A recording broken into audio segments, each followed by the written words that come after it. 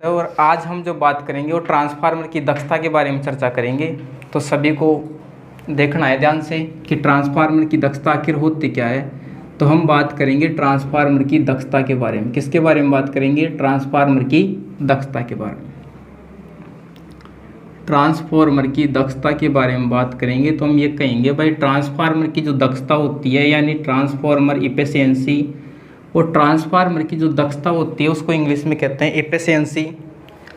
और जो ट्रांसफार्मर की दक्षता है उसको दर्शाते हैं एन यानी नीटा से दर्शाते हैं। किससे दर्शाते हैं? एन यानी नीटा से। जैसे हम कहें भाई ट्रांसफार्मर की दक्षता को हमने दर्शा दिया किससे? नीटा से। और हम ट्रांसफार्मर की दक्षता को देखें तो होता है कि आउटपुट बटा इनपुट। क्या होता है? आउटपुट बटा इनपुट। ट्रांसफार्मर की दक्षता का मतलब हो गया आउटपुट बटा इनपुट हो गया। अगर आपको जैसे परसेंटेज में लेनी है दक्षता तो हमारे को परसेंटेज में कितना लगाना पड़ेगा? 100 लगाना पड़ेगा। कितना लगाना पड़ेगा? 100 लगाना पड़ेगा। क्या लगाना पड़ेगा? 100। अगर जैसे हम बात करें भाई हमारे को निकालना है आउटपुट। क्या निकालना है? आउटपुट निकालना है। क्या निकालना है? आउटपुट निकालना है। तो हम यही कहेंगे भाई आपने इनपुट कितना दिया, ठीक है, इनपुट कितना दिया और उसमें से हानि कितनी हुई। अगर इनपुट में से हम लॉस माइनस कर देते हैं तो कहने का मतलब हमारे पास आउटपुट आ जाएगा। क्या आ जाएगा? आउटपुट आ जाएगा। तो 100 इसके आगे जब बात करेंगे भाई ट्रांसफार्मर की दक्षता यानी नीटा बराबर हो जाएगा आउटपुट है जो आपका आउटपुट ऐसे कैसे रहेगा। और इनपुट की जगह हम लिख सकते हैं, कहने का मतलब जैसे यहाँ पे देखो कि इनपुट निकालना है। क्या निकालना है हमारे को? इनपुट निकालना है। तो हम ये कहेंगे भाई इनपुट निकालना है तो हानि और आउटपुट को जोड़ दो। क्या कर दो? हानि और आउटपुट को जोड़ दो। तो हमारे पास निकल के क्या आ जाएगा कि इनपुट निकल के आ जाएगा। क्या निकल के आ जाएगा? इनपुट।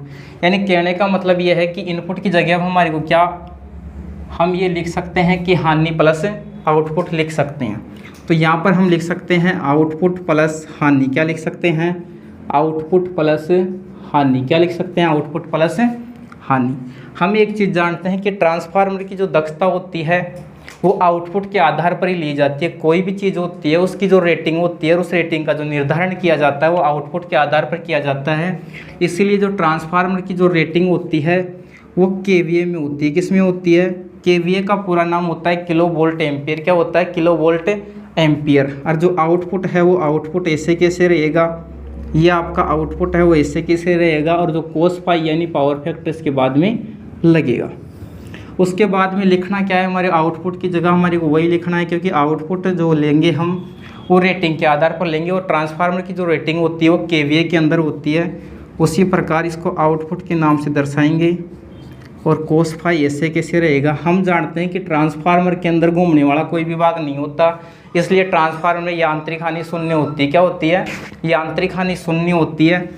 तो ट्रांसफार्मर में जो हानि होती है वो दो प्रकार की होती है, या तो ताम्र हानि होगी या फिर लोहा हानि होती है। या तो ताम्र हानि होगी या दूसरी लोहा हानि होती है।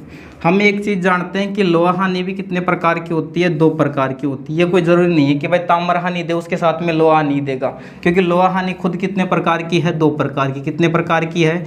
2 प्रकार की। एक है आपके पास सेतिल्य हानि और दूसरी आपके पास हिस्टैरिसीस हानि यानी एडी करंट हानि। एडी करंट हानि। बट आपको ध्यान ये भी रखना है कि सेतिल्य हानि है इसको हिस्टैरिसीस हानि भी कहते हैं। क्या कहते हैं? हिस्टैरिसीस हानि भी कहते हैं। इसका एक और नाम है मद्दाइन। क्या नाम है? मद्दाइन।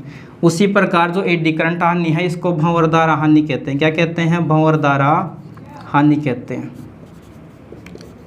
और उसी के बाद में भंवरधारा हानि को हम क्या कह सकते हैं? इसका एक और नाम हो जाएगा फोकाल्ट करंट। क्या हो जाएगा? फोकाल्ट करंट।